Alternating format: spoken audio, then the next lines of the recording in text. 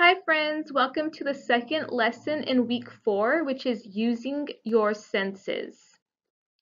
So in our poetry unit, we have been talking about looking at items with poet's eyes, learning how to organize our poems by using line breaks, stanzas, white space, and also how to create more meaningful poems by maybe focusing on a small moment or thinking of objects that bring more feeling to us. Earlier in the week, we talked about how important it is to use the correct word choice. Since poems are a lot shorter than a regular story, we want to make sure all of our words count in each poem. So today, writers, we are going to learn how to use some special tools. These tools will help us describe items and moments with more detail and meaning. So what are these tools?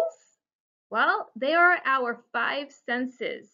So if you look over here, our five senses talk about vision, what we see, hearing, what we hear, smell, taste, and touch. These are the five senses that we have, tools that we have to help us describe things a lot better. So you want to think of an item or topic that has meaning to you. You want to focus on using one or two of your senses when writing your poem. So once again, creating a list of words for the sense you are going to use is helpful. If you look at this little picture here on the side, there's different words that we can use to describe those different senses. So for sound, it might be like I heard a whizzing sound, a rustling of the leaves with the wind rustling through the leaves, pounding, rumbling. So different types of words that we can use to help us describe the different things we are hearing, smelling, touching, tasting, or seeing.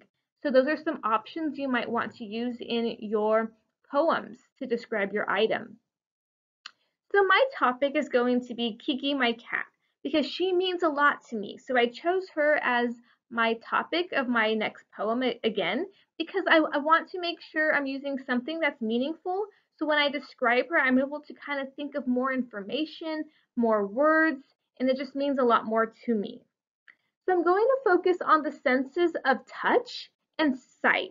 It's good to kind of focus on one or two sensory items just because if we do too many of it, it might get overwhelming. So I'm going to focus just on two for this poem, which was the touch and sight. So here is my list to describe her. I have soft, silky, warm, wet, green, tannish, striped, smooth, black, orange, rusty, and brownish. Now, those were just some words that I thought when I thought of Kiki, okay? Now, do I have to use my whole list of words? No, I may not use all those words. I might use a lot of them, but there might be one or two I might think, you know what? Probably not going to be a word that I want to put into my poem. Think back on our last lesson, which is remember all words count. So there might be a word that I'm like, I prefer to use a different word here instead. So here's my list to kind of get me going to start me off. Let's see what I come up with for my poem. Here we go. Kiki. Kiki sleeps peacefully next to me. I pet her silky, smooth fur. I notice her black stripes against her tannish, brownish fur. As the sun shines on her, orange patches of fur glisten in the light. She opens her big green eyes and yawns.